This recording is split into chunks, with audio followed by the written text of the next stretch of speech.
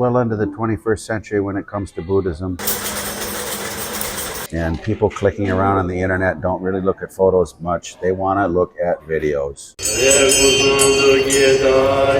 Part of this Bodhgaya series, I had the auspicious opportunity to meet again with Neal Watkins, who's been following His Holiness the Dalai Lama roughly for the past 25 years, and more closely since about 2012. And the conversation is very simple, and it's really about what does it mean to be regularly in contact with the Dalai Lama and being allowed on stage next to him and photograph him from quite a significantly close distance.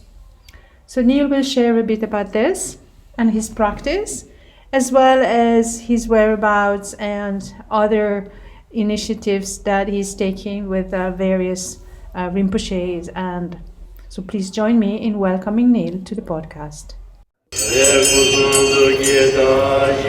Welcome to Dhamma on the Sidewalk, insights, interviews, and practical tips on the teachings of the Buddha for people of all walks of life, attuning, exploring, integrating the teachings in everyday life. Simple Dhamma for daily life. I'm Ahsoka, hosting Dhamma Capsule for people like you.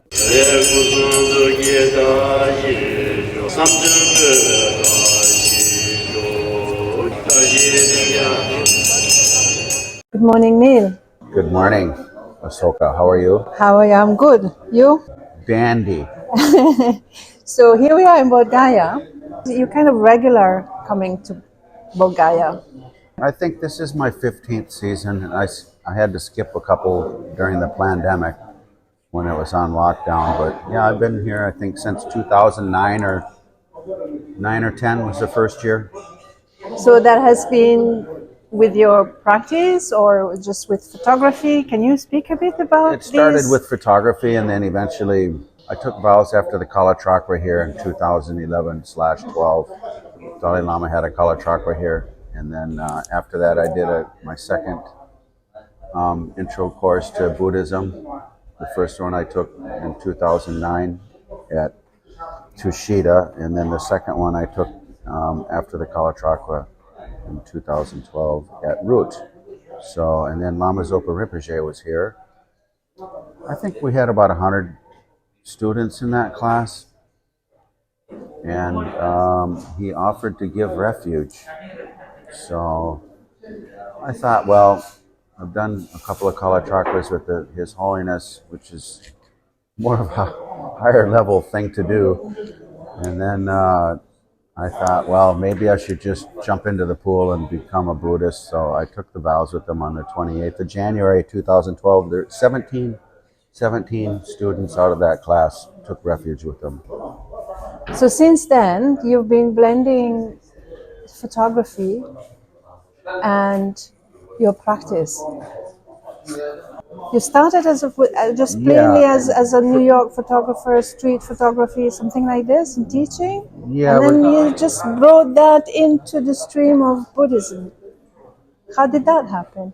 Well, a little bit of tenacity and a little bit of patience and perseverance. So I came over and was able to manage getting press access to His Holiness. And then this was back in the film days. I didn't switch to digital photography until 2015, which was very late compared to other people. So I was old school using film, and I would, come to India with a couple hundred rolls of film, stay here 3, 4, 5 months, whatever. Go to Dalai Lama teachings. If he was going to Ladakh, follow him there. If he was in Karnataka, go there, Bihar. So I would go back to New York, process all the film, and then rent a darkroom for a week and make prints. I know how to make color and black and white prints, analog style.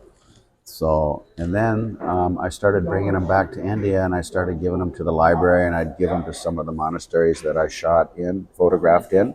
And from there, it just kind of blossomed into me being sponsored by the Library of Tibetan Works and Archives to get my press access.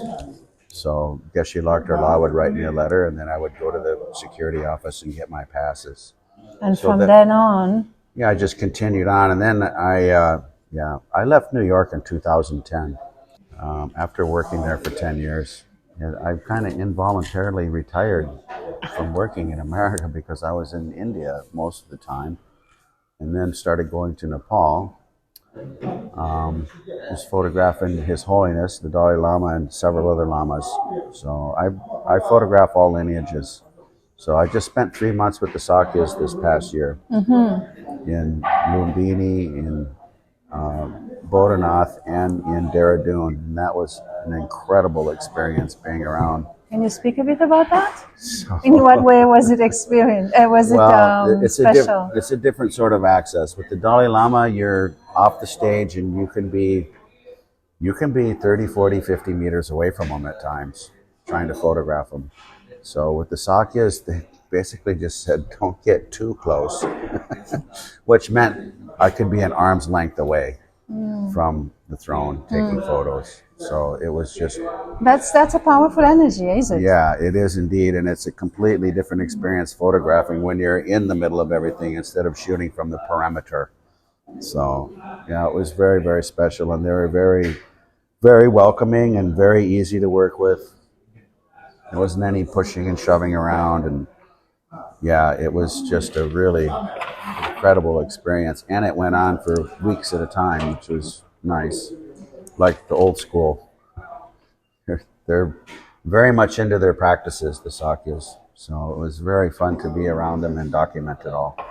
So very rewarding experience. So I'm hoping 2025 I'll be invited again to do that. So as far as I know, everything went well and everybody's happy. So I gave them all my files. You shooting videos, you're taking pictures, and then you gift it them. Gift it to them. Yes. You don't keep. I mean, you can keep a copy if you want, but you Yeah. actually give. It's all selfless work, basically. Yes, for that them. particular experience in the evening, I would go to their office and I would just give them my car. I would go through and get rid of the junk, the out of focus ones and ones that, maybe that don't look exactly right. Try to get rid of those.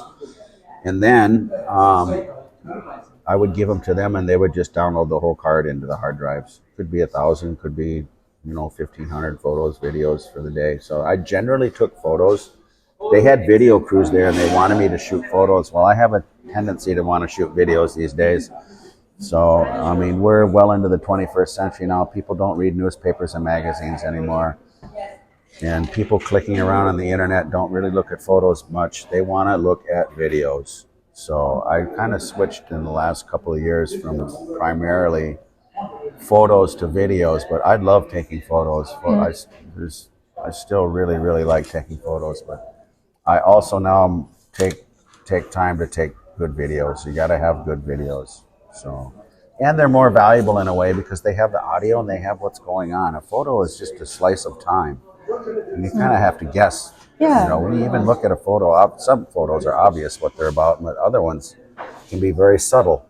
So having a video, it's just 100% better, to be honest. And what do they do with that? I mean, what do their archives do with it? They just keep the videos, keep pictures. What do they do with it? Well, I think every archive is different. So I'm not sure exactly what the Sakyas are doing.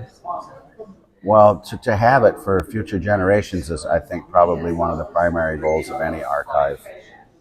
So, like the Dalai Lama now has this archive behind his residency up in McLeod Ganj, and then there's the LTWA, Library of Tibetan Works and Archives, and that archive is for the preservation of Tibetan culture.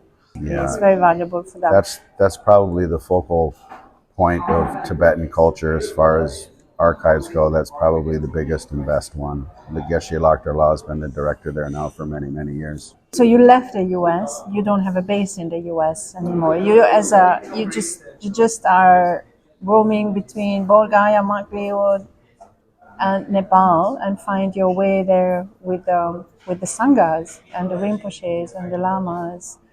And where do you spend most time? Dharamsala? Oh, never Bodhanath. Previous years, it was Dharamsala when the Dalai Lama was teaching on more of a regular basis, but things have changed. We had the pandemic, and then Oh, yeah. and then after that, the Dalai Lama's teaching duties have changed quite a bit from what they were. So he's going to be 90 years old in July. So I had to find other approaches, other lamas to photograph. So my refuge guru, Lama Zopa Rinpoche, left us on April 13th, 2023. And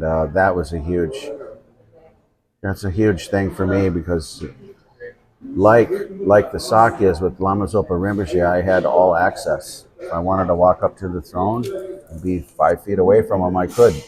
And he was such a profound teacher. He was my primary teacher along with the Dalai Lama. I almost have to say they could be equal in a certain sort of way.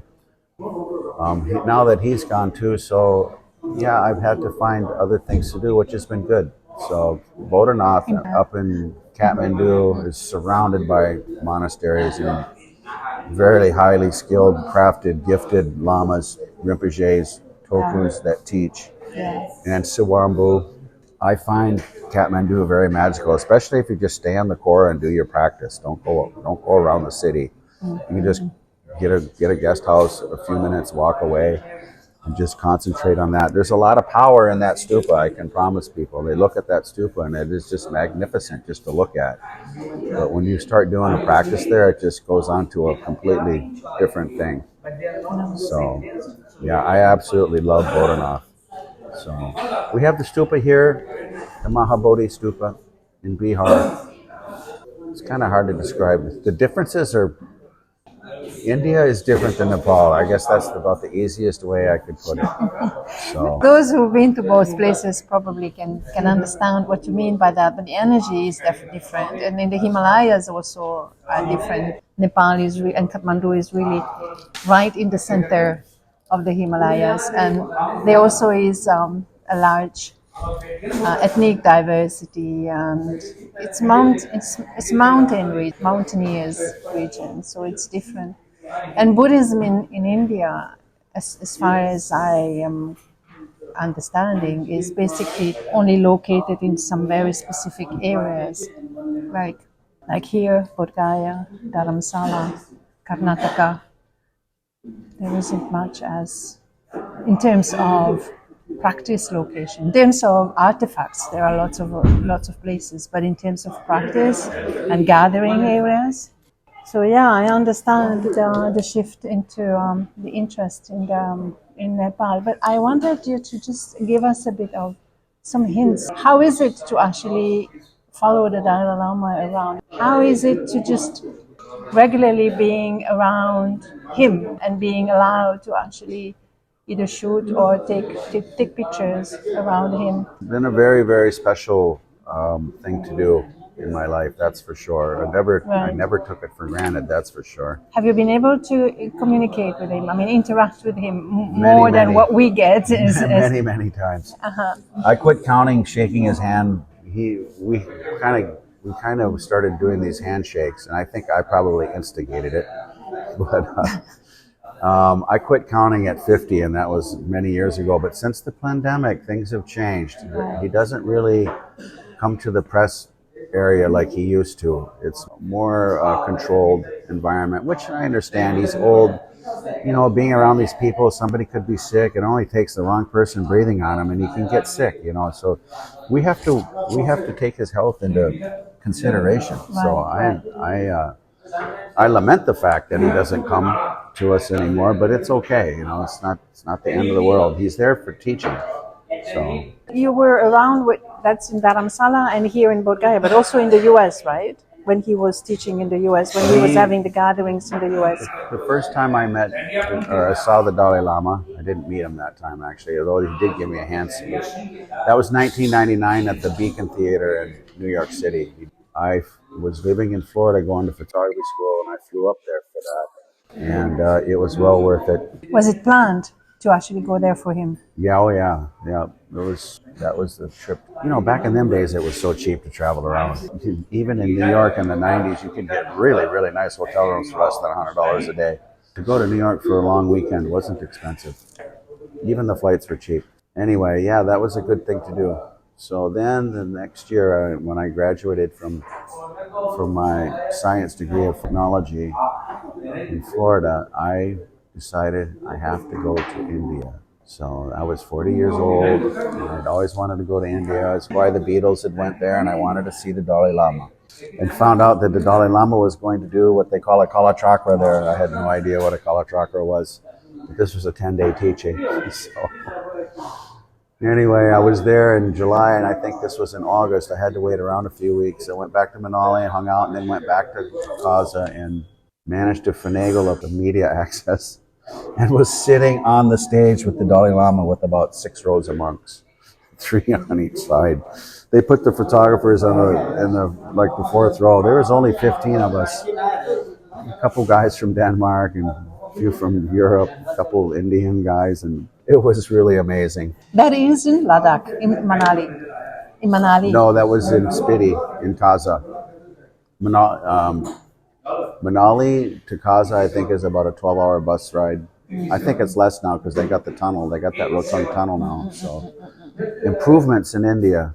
They're building infrastructure everywhere here. When you actually are in such a, I would say, in such a position, like you're a photographer, you're in the presence of the Dalai Lama, do you actually have a sense that you're getting the teachings as well?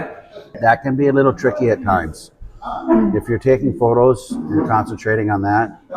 It's sometimes a little difficult to be listening carefully at the same time. That's something sometimes I might have suffered a little bit with the teaching, taking the pictures. But you can go back into the archives and listen to these teachings. They have them all in the archives. If you really want to listen to them, you can listen. And you kind of take a distance a bit from the Dalai Lama due to also his reduced schedule and presence. I mean, he's more into giving audiences in Dharamsala, and you just get like 2 minutes to maybe maximum 1 minute even, and that's it. And so you just shifted your attention to other Rinpoche, other lamas, and keep doing that. So what's your take on where we are going with the way the teachings are being, and the way the Dhamma is being spread? You've been contributing a lot to that, to the maintenance of information of the Dhamma, in a way that, you know, your photography, your videos have been part of an archive now, so they are part of the history.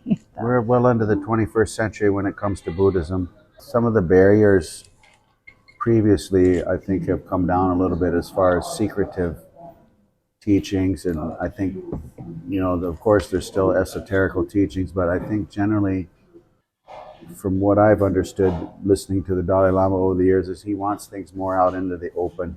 He wants people to understand easier what's going on as far as some of these more highly skilled Tantra practices, and that they things that they wouldn't allow being videoed years ago, they are allowing now. So, and I think it's just generally more accessible. If you really want to learn, you can try harder and get further. So it's all 21st century. Dalai Lama is totally into technology. He wants people riding the wave of technology. He doesn't want people lagging behind. So they have a really incredibly brand new archive up in McLeod Ganj. I got a tour of it last summer, and it was like walking into a James Bond film. I couldn't believe the shelves and how they were organized, and how they opened and closed automatically, and everything was organized. It was just, and there wasn't a speck of dust in there. It was humid, you know, it had humidor, climate controlled, everything. So that is the library based at the Government in Exile, right? The library. It's next to, it's on his Kora. It's on the back side of the Kora. They built a brand new building. So the library. On the Dalai Lama himself. It is. Yeah. It's not down at the Government in Exile. No. The LTWA has their archive as well. Oh, so there are 2 different. There's 2 of them now. Aha, I and the see. Dalai Lama archive is for the Dalai Lama. Two main archives. So the Dalai Lama's archive for himself and his activities, and then the library of Tibetan works and archives, Correct. which is an annex, or it's basically is part of the Tibetan government in exile. Yeah, it's Or run. Yeah, it's it's run. funded. Yeah, I don't know how they fund it. Yeah, but I Anyway. mean, whatever, it's there at the same location, where there are also courses, Tibetan courses, and Yeah, philosophy classes, and it's right across from where the classroom is. so now they also are very much organized there. They have their own funding, I guess, to organize those archives. They got a lot of stuff in there. Yeah, because You know, there's a museum upstairs as well, right? They've got all the tonkas and all that kind of Yeah, stuff, and yeah. And how does your daily practice go about? I mean, besides being drawn into this energy of taking live Dhamma teachings with those high Rinpoches and Lamas, your practice as well, is included in that, evolves with them. You're learning from them as well. So non-sectarian, or the other Yeah, I've received teachings from all the rest of them. Mostly Kagyu. Second, I had that was another person who died, Ayeng Rinpoche. So Ayeng Rinpoche was a Phowa master that just passed away last month. So Can you tell us what a Phowa is? Phowa is the transference of consciousness when you die, and you being able to hopefully channel your conscience to the Buddha Avatar Pure Land. If you can do the practice correctly, you can jump many, many lifetimes of samsara and just go there. So it's an incredibly beneficial practice to do. And hopefully if you have a peaceful death, you can do it while your chakras are dissolving, your earth elements and all that. So all the elements, 5 elements. So let's go back 1 second to the Dalai Lama recently had authorized the publication of a book, The Murals of the Secret Temples of the Dalai Lama. Okay. And the photographer had asked him, are you really sure you want to publish this book? Because it's an enormous book. It's been on A3 format. And it's basically the secret temples of the Dalai Lama. So we are taking out something that has been not only sacred, but secret as well. And he actually said his answer was exactly what you just mentioned earlier. Let it get out, because we don't know what's going to happen over there with all these temples in Tibet and Lhasa. So let it be out so that the Dharma can be practiced and known by more people. He also likes to have this openness about, let just the Dharma be there. Let more people be introduced to the teachings. What's your aspiration in regard to all of this? For yourself and for the Dharma and for Buddhism and for where are we going? I hope that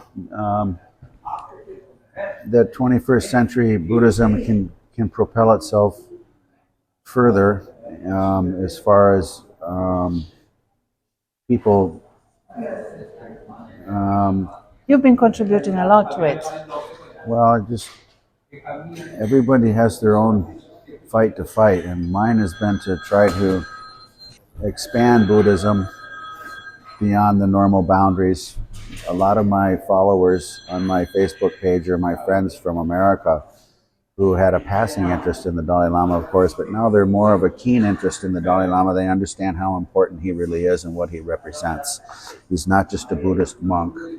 He's also an international leader, a Nobel Peace Prize winner, and he's a freedom fighter. So he's been fighting for the Tibetans since 1959 when they all had to leave. So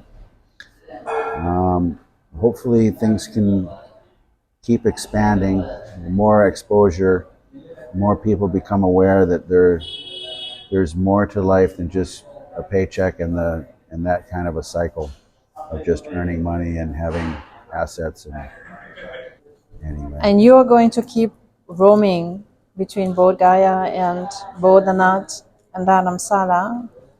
more than likely, yes. But I'm getting a little older now. I'm What would you like to do with officially yourself? retired. There are some places I would like to see, like New Zealand and Australia. Maybe go to South America. I've never been on the Black African continent, so there's lots of places I haven't been. So I'm going to try and do some of that along with all the Dharma stuff that I like to do as well. You heard that there's a lot of Dhamma in South Africa and actually in the Congo as well, but definitely Uganda, Kenya, South Africa. Did you know about that? I wasn't aware of that actually. Yeah. I know in Peru in the Andes they have a lot of stupas there now, in a place called Cuscos. So I'm curious about that place. So, And there is in Brazil as well. There's, I think he is Bhutanese, but I'm not sure exactly where he is, but he is somehow around the area of São Paulo. okay. Yeah. And there's a stupa and everything. And he's a painter, he's a Tanka painter. But Australia and New Zealand, yeah, there is a lot. I'm more familiar with the Theravada tradition in that case, for those countries, but I know that there is. Definitely South Africa. I had actually met a Congolese monk in Kathmandu. Interestingly, his father had been a Buddhist monk since 1964 in the Congo, French-speaking Congo. And he's the one who told me that there's a lot happening in South Africa and in some areas there. I mean, the southern of Congo is pretty much part of the southern part of Africa. It's pretty much south because Congo is really It's big. interesting. Yeah. So that's your aspiration. And for now, going to Nepal soon or going to Dharamsala? I'll be flying back to either Kathmandu or I'll go up to McLeod Ganj. So, and then I'll spend the summer in the Himalaya between those two places. And Ladakh? Do you think the Dalai Lama will return to I Ladakh? really hope he does. This summer? He canceled last summer and his 90th birthday comes July 6th, and I'm thinking after that he'll go to Ladakh. So that's where I plan on spending the summer, and if he doesn't go there, I'll find something else to do. There's Karnataka as well. Have you been a bit into Karnataka area? There are lots of monasteries His Holiness is in Karnataka now, and I'm sitting here in Bodhgaya. I thought about going down there, but I decided to stay here. So I intended on being here. The Dalai Lama decided not to come here, and then they very unexpectedly announced that he was going to go to Karnataka like a week before he went, and then he flew down there, I think about 2 weeks ago already. So anyway, he's down there, I'm up here. It's okay. He won't come here this year. He might not ever come here again. He might not go, yeah, but Gaya is, it might be a bit of a tricky environment for him, the air quality and His everything. health has become more of an issue, as anybody's would at his age. Yes, and we would like to keep him healthy and happy. We know he is, but healthy. We would like to keep him healthy. So, anything you would like to share that I haven't come across asking? Thank you for the offer of interviewing. I enjoyed it, and it's nice to continue the quest of spreading Buddhism far and wide. Yeah, So, we're doing our token. we all got our bit to do, right? Yeah, we all have our bit we're to do. Thank you so ambassadors. much for your time, Thank you for having me. and see you at the teaching this afternoon. Thank you so much.